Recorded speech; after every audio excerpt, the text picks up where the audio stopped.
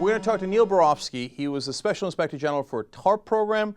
He's now an adjunct professor at NYU. Neil, welcome to the Young Turks. Thanks for having me. All right. I actually, like I just said, have been looking forward to this conversation for a long time. Let's start broad and then get more specific. As the Inspector General for Tarp, now a lot of people say, hey, Tarp worked out great.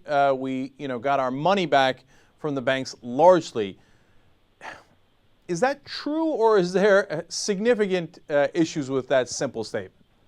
Well, there's two things about that. There's still a fair amount of money outstanding, so we haven't gotten all of our money back from the banks, and we're still expected to lose, in the neighborhood of anywhere from, the projections are from $20 to $50 billion, which is a lot of money. It's not as much as we might have been looking at a year and a half ago, but it's still a significant amount of money. But it also really ignores the things that TARP was supposed to do that it hasn't accomplished, and some of the problems that have actually been created by TARP in the way that it's been carried out. So I think it is a little bit of an oversimplification just to look at the money that's coming back and declare it mission accomplished. Yeah, I actually think that the 20 to 50 billion sounds really hopeful. I mean, optimistic. Let's put it that way. Because you've got so much money that went to AIG and Fannie and Freddie. Is Fannie and Freddie part of this, or is that a separate accounting? It's a separate account. So that was done by another act of legislation that gave Treasury really the authority to provide unlimited funding to Fannie and Freddie. So it doesn't include that amount. But it does include AIG, and AIG took like about $182 billion. I'm surprised. How in the world are they going to repay, the lion's share of that? Well, and the AIG, the news again, it's all relative compared to where we were a couple of years ago, where I would have bet you we would lose tremendous amounts of money on AIG, but they were able to pay. I think almost all the money has been paid back to the Federal Reserve, and that part of the money there's still 20-something billion dollars that's outstanding. And then on the Treasury side, we now have sort of all the different ways that we lent money and provided money to AIG. It's now in common stock that's trading, and Treasury's begun to sell some of that common stock, and they're going to take a loss on the Treasury side. It may be at the current rate, maybe 10 billion, maybe 15 billion, which is not great, but still it's something to be slightly optimistic about compared to where we were. I agree with that, actually, and I'm very down on the program, but I am encouraged that we would only take 10 to 15 billion dollar losses in AIG. That seems nearly remarkable. But I think part of the way that we managed to get these banks healthy again so they can, quote unquote, pay us back is through the Federal Reserve, giving them so much, in essence, free money. Can you tell us about that a little bit? Sure. I mean, and that's part of the problem, is that the way that we first of all, the way we saved the banks, both through the TARP and through the Federal Reserve, was essentially by going out and telling the world, and this is what Secretary Paulson did when he was Secretary of Treasury, and then Secretary Geithner did once he became Secretary of the Treasury, was to say, there's no way we're going to let these large banks fail, and we're going to stand behind it, and we're going to use every resource we have, in particular these hundreds of billions of dollars of taxpayer money that we're going to put into these banks and make sure that they won't fail. And that helped the banks recover. It kept them from failing and enabled them to make a lot of money. And that's what you were talking about. Zero interest rates or very, very, very cheap funding that the banks are able to acquire because of this support in essence gives it them the ability to earn a lot of money so that they could pay us back. It's if you're borrowing money for nothing and then you're lending it out at something, that's a pretty easy way to make a profit, especially when a lot of the lending they're doing is back to the United States government and helping to fund the debt. So I think you're right on that. But of course, once we did that, when we saved the banks, we now have a real problem. These banks are bigger than ever, they're more powerful than ever, and in many ways more dangerous than ever. So it's been a double-edged sword, and when you're looking at just dollars and cents, it's important to know the risk to the financial system going forward and what that future cost may be, which could be very scary. I want to stay with the Fed for a second, and I know it's all related, but then I want to come back to what you were talking about, the future of the banks. How do we have any accountability with the Fed? I mean, it seems like right now it's a sucker's play to go back to the Treasury or the Congress and ask for money. Why wouldn't the banks, who apparently simply just control the Fed, just take free money from them whenever they run into trouble?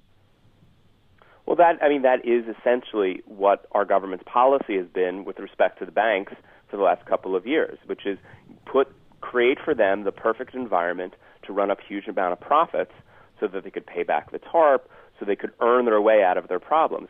Instead of dealing with the fundamental problems on their balance sheets, things like those toxic assets that we talked about a couple of years ago, which are still lurking there, rather than deal with them or write them off as you would like, we've given them the opportunity through this free money, essentially, almost zero interest rate money that they can acquire to earn their way out. And that's what's happened, and that's going to continue what happens. Yeah, you see, that's the thing that drives me crazy, because it appears the Fed, in this case, has no accountability. So, for example, if Ben Bernanke wanted to, and I know it would cause a ruckus, et cetera, but, I mean, it's not. I'm trying to figure out if by law he would be prevented from saying, hey, you know what, I got my Uncle Joe, he's a good guy, I'm going to give him $30 billion at 0.01 interest rate, and then he's going to lend it back to the Treasury, and he's going to keep the hundreds of millions of dollars that he makes. Ben Bernanke doesn't have to go to Congress to approve that. Can't he just approve that? And we couldn't do it just for Uncle Joe. But if he did it for all the banks, including Uncle Joe, who happens to own a bank, then Uncle Joe would have that benefit. So they can't do something specific for one institution or one person in general. But what they can do, and what they have done, is to enable this for the entire industry. And this is not, also, you have to remember, this is not a zero-sum game. It's not just that the banks are being able to profit off of these incredibly low interest rates and their ability to borrow money for almost nothing. This really hurts savers and pensioners and people on fixed income who depend on interest payments to survive. In many ways, it's like a huge transfer of wealth from those retirees and those pension holders and those savers out of their pocket and into the pocket of the largest banks. Yeah, I know they can't do it for Uncle Joe. The reason I bring up that analogy is they can do it for Bank of America. They can do it for Goldman Sachs. And when you say they can do it for all the banks, but not specific, but it looks like they picked specific banks. I mean, they picked the Arab Banking Corporation, Credit Suisse. They picked these specific banks. I mean, they didn't give it to every bank in the world. So who gets, what gives them the power to make that decision? And if with that kind of unbelievable power, at some point things are going to go wrong. Well, I mean, I think it is true that if we maintain this world of near zero interest rates going forward, sooner or later inflation will hit, and will hit rather dramatically. I don't think we're quite there yet. But the Fed does have the authority to help take policies to help set interest rates, and that's really what we're talking about, is maintaining very low interest rate, particularly for the largest banks that are the so-called primary dealers, the 18 or so banks that primarily do the business with the Fed, and that's how they control interest rates in the country. All right. So one last thing on the Fed, and I know this is a tough question. No one's been able to give me an answer yet, and I'm hoping maybe you can. So my understanding is that the Fed took $1 trillion in toxic assets off the bank's hands, that they purchased them, right? Now, I've read that in many, many places. So what does that mean? Does that mean that the Fed at some point is going to sell those assets? And what happens if the Fed takes a loss? Sure. What you're talking about, the $1 trillion, is they bought what essentially is it's not necessarily off the hands of the banks exactly. It's what they did is they bought about $1 trillion worth of mortgage-backed securities that were put off by Fannie and Freddie, the so-called agency mortgage-backed securities. And so those are sitting right now on the Fed's books. Those are assets, and they essentially printed money to buy them, and they became the market for mortgage-backed securities, as well as in addition to that, of course, with other programs to buy United States Treasury debt. So what they'll do is they're holding that, and at some point they'll start letting those bonds mature. So as those bonds make principal payments over time, the Fed will. Right now, what they're doing is taking those as they mature, as they sort of run out. They're going out and buying additional ones. So they'll let that run out over time, and then eventually, of course, they'll have the option of going out into the market and selling them. So if they're toxic assets, and I know it's a generalization, they're mortgage-backed securities, but apparently the reason they're at the Fed is because Fannie and Freddie had trouble with them. That's why they call them toxic. If they take a 10% loss, for example, which seems fairly normal under those circumstances, that would be $100 billion in losses. So what happens when the Fed loses $100 billion? See, but for those, that really wouldn't happen because it's all a giant shell game, which is is sort of the trick behind all of this. But let's say if these Fannie and Freddie debt lost $100 billion, well, what would happen is that Fannie and Freddie would have to make good on that because they guarantee these bonds. So then Fannie and Freddie would then give the Fed $100 billion. And then the United States Treasury, of course, going back to how we started our conversation, would then write a check from the taxpayers for the $100 billion. So it would all come back to the taxpayer. It just wouldn't be, it would just sort of be a giant circle that ends up right on the taxpayer's doorstep in the United States Treasury. All right, I could talk to you for another half an hour on Fannie and Freddie too, but let's get back to what you were talking about, which is the future of the banking industry. They did the Dodd-Frank reform bill, of course. Some people hung a mission accomplished banner. I'm incredibly skeptical of that bill, but I'm much more interested in your opinion.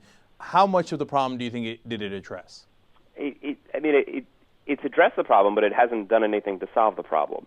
Right now, when we're talking about too big to fail, which is really, the essence of what we were hoping Dodd-Frank to do, we were told when that bill was passed that the era of bank bailouts was over, that never again was the United States going to have to bail out one of its largest institutions.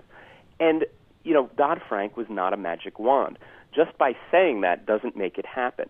The reason why we bailed out the banks in 2008, and I think sometimes this gets lost, it wasn't a sense of moral weakness. It wasn't a question of bad policy.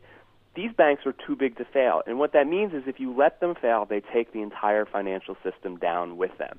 And nothing has changed since 2008. No, something has changed. Let me correct that. They've gotten bigger. They've gotten more powerful. They've gotten more dangerous as a result. They've only gotten bigger. The United States government's response was to encourage the banks to get bigger, encouraging Bank of America to snatch up Merrill Lynch, the Bear Stearns to be acquired by J.P. Morgan Chase. So the fact that we have a law that says a few things doesn't change the fact that the banks are bigger, more systemic, and therefore more dangerous than ever before. So if they hit the rocks again, it's not going to be a question of choice. We're going to have to bail them out, unless and until we do something to address the fact that they are still way, way too big to fail. Neil, And there are tools within Dodd-Frank in which the regulators could use tools to help try to make the banks smaller, to deal with some of their complexity. But to be honest with you, Cenk, I don't see it happening. There's really no regulatory or political will to try to accomplish those things. And we're looking at a very, very dangerous situation that could cost us trillions and trillions of dollars if we have to deal with another financial crisis, which is really a matter of when, not if. So it's a very dangerous situation. Well, I agree with you on that last part, too. That's why I'm incredibly concerned. I got to ask you a question. Again, I don't know if you can answer this, but I'm sure, obviously, you were the Inspector General for Tarp. So when you went to go talk to Tim Geithner, you explained this. It's very simple. Everybody gets it. Every economist in the world understands what you're saying. And I literally cannot even fathom how they can disagree. But you bring that to him, and what's his response? Oh, you're assuming that I had regular meetings with Secretary Tim Geithner. Jack, last time I talked to Geithner was in November of 2009. So, I didn't really have an opportunity to have that discussion with him. That's amazing. That can't be true. I wouldn't lie to you. That's my level of contact. Whoever was running Tarp at the time was primarily the person that I spoke to. So I didn't have an opportunity to share my thoughts with them. But of course, they get all of our reports. This is a warning that not just I am that's sounding, but major economists. There's Federal Reserve Bank presidents who are continuing to come out and sound this warning. The president of the Kansas City Fed describes the ongoing problem as the biggest threat to our financial system that there is. Putting aside the problems of the fiscal crisis and all those issues, this problem is very real because it's a self-reinforcing problem. When the banks are too big and there's this assumption that they're going to get bailed out, it screws up the whole market. It screws up the incentives. It gives them the incentives to take on more risk and become more and more dangerous. But so far, if they're hearing it, they're not doing anything about it. Well, so again, I'm going to come to that at the end here, but did you talk to anyone in the administration? I mean, you were the Inspector General. You had to have delivered that note to someone, and who was that, and what was their reaction? Sure. It's actually interesting. I've talked to some of the other regulators more often than I talked to Treasury, and in particular, somebody who has been fighting within the administration, to do the right thing, I think, is Sheila Bair, who's the chair of the FDIC. Who's now leaving. She's been, leaving, of course, and basically what they're doing with her is running out the clock.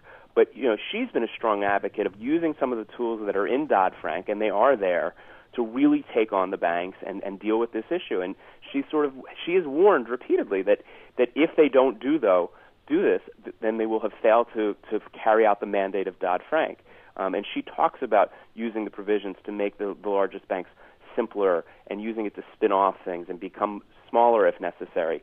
But again, it's really whistling into the wind. There's the silence to her message from others within the administration, particularly at Treasury, which really controls what happens under Dodd-Frank, is deafening. And you do get this sense that they're just running out the clock, looking at their watches, and waiting for her to step down.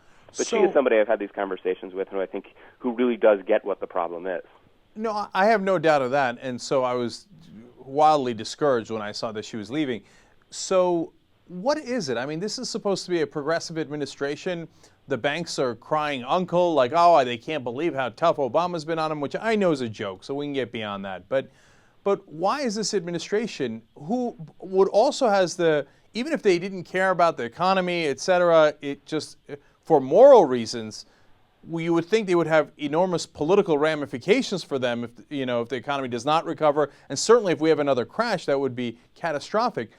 Why is this administration, given all of that, not paying heed to these obvious warnings? Well, I can't answer that question. I really can't, because it's something that puzzled me throughout my tenure. I will tell you that there was very little change. I got appointed in December of 2008, and so I was there towards the end of the Bush administration and Hank Paulson's Treasury Department with the transition to Secretary Geithner and the Obama Treasury Department. And I have to tell you, there was remarkable little change in the approach. It was almost imperceptible, which is not surprising, because the person who's running Treasury Department, who's running all of these policies, is the same person, Tim Geithner, who was the president of the New York Fed, where all the policies were hatched in the first place. So this whole policy of protecting the banks, making sure that they don't fail, and making that as the number one priority, has continued unabated through the administration. And when Dodd-Frank was being debated, there really was a strong effort. It was led by Senators Brown and Senators Kaufman to put a provision in Dodd-Frank that would really take on the problem, that would limit the size of banks, the leverage they could do, the amount, the portion in which they could borrow money. And who led the fight against it? It wasn't the Republicans. It was Secretary Tim Geithner. It was the Treasury Department. It was the White House. They're the ones who fought to keep that from becoming law, and instead doing what happened, which is this really hoping that the regulators will work it all out. So it's not really that surprising when you look at where these folks came from.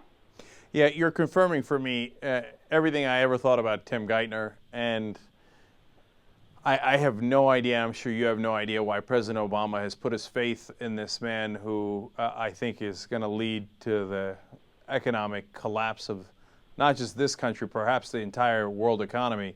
So that's the last point. The way I see it, if you encourage this kind of risk-taking in the banks, which we have, as you explained, and you say to them, we will probably bail you out, it seems an inevitability that we would have another gigantic crash. And this time, since they're so much bigger, I almost can't fathom how big that crash would be and whether we would have the money to bail them out. Am I getting any part of that wrong? S&P put out an estimate when they put on the United States on the warning for our AAA credit rating. Buried in that report was an estimate of what it will cost next time to bail out the financial institutions. I mean, it's sort of buried in there, and it's in very technical language, but they say the maximum upfront fiscal cost could be up to $5 trillion.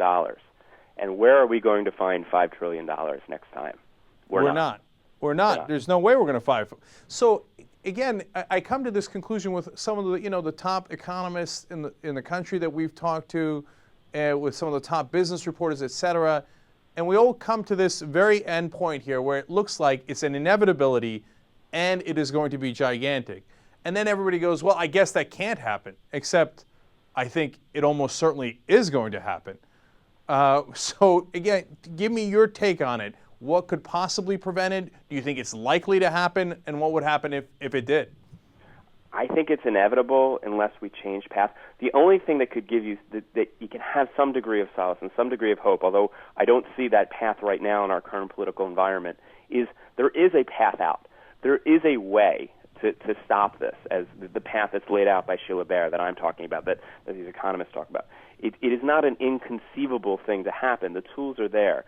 Right now, it seems politically impossible that anyone's going to take up that mantle.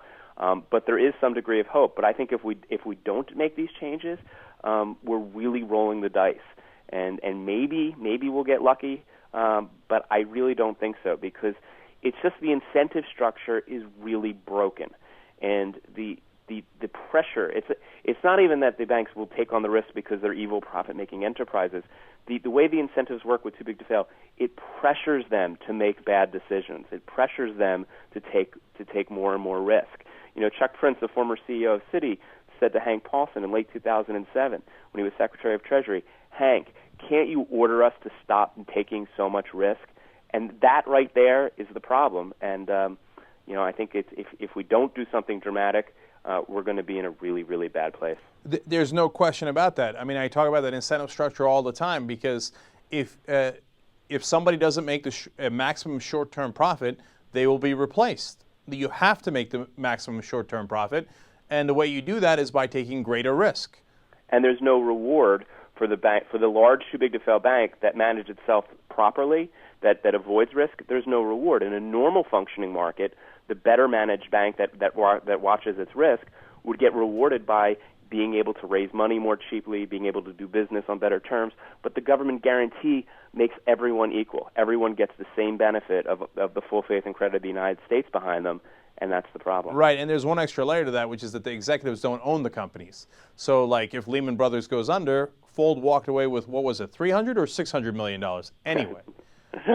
Enough to have a $500,000 credit line at Tiffany's. All right, perfect note to end on. Neil Barofsky, Special Inspector for Tarp, and now an adjunct professor at NYU. Thank you so much for joining us, and we'd love to talk to you again some other time. Anytime. It's my pleasure.